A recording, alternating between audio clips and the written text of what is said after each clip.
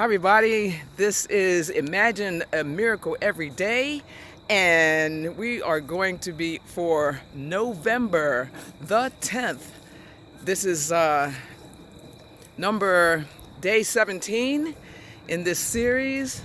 I'm out here having a beautiful time, and I'm going to read this from Luke 7 verses. Now this one's going to be a little sensitive for some people. You may have to skip it. But this one is the one where Jesus actually performs an amazing miracle where he brings back a lady's son from the dead.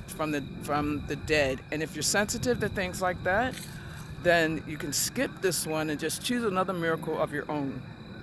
But here's the story that some of us will be imagining.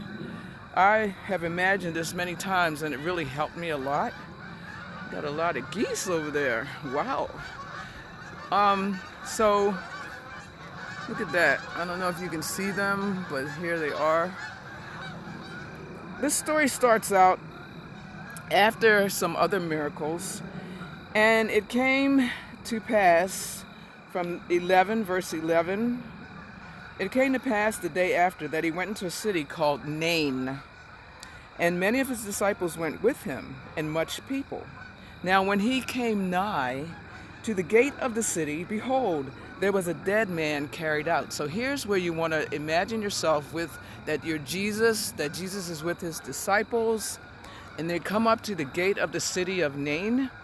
And when they get there, there are some people who are coming up. Behold, now when they came nigh to the gate of the city, behold, there was a dead man carried out, the only son of his mother. So you're going to see that there's a man being carried on a bier.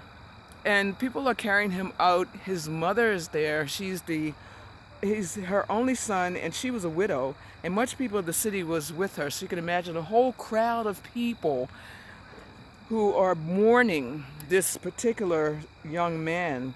And when the Lord saw her, he had compassion on her and said unto her, weep not. Every time I think about this, I actually see that what he does is he reaches over to her, and he may even touch her face or her hand or her head and says, with much compassion, he says, weep not, because he knows that she is missing her son. And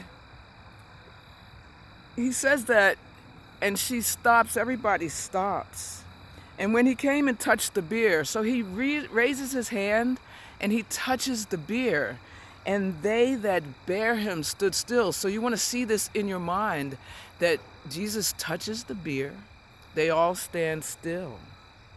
And he said, young man, I say unto thee, arise. So when I imagine this in my mind, I see them all looking at him. He touches the bier. He commands to the young man, arise.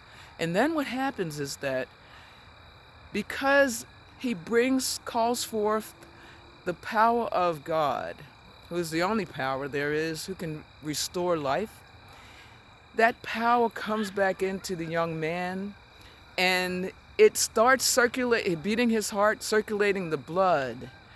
And they're all looking with astonishment. And then the life comes in. He sits up and he gasps and he says, Mama. And then he delivers him to his mother. So I'm going to read the actual script. And he that was dead sat up and began to speak. And he delivered him to his mother.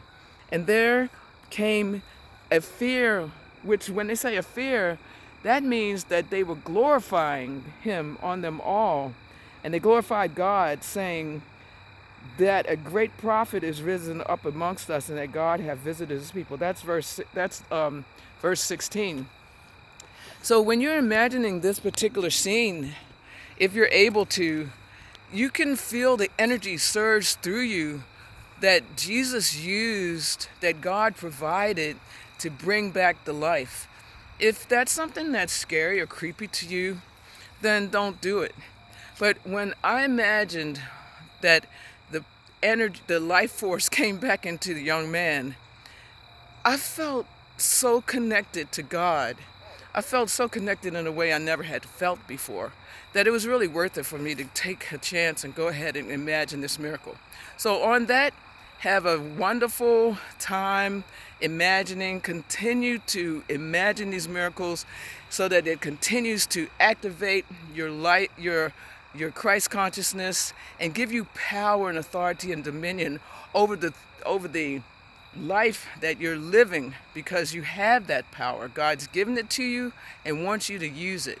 Until tomorrow, imagine a miracle every day.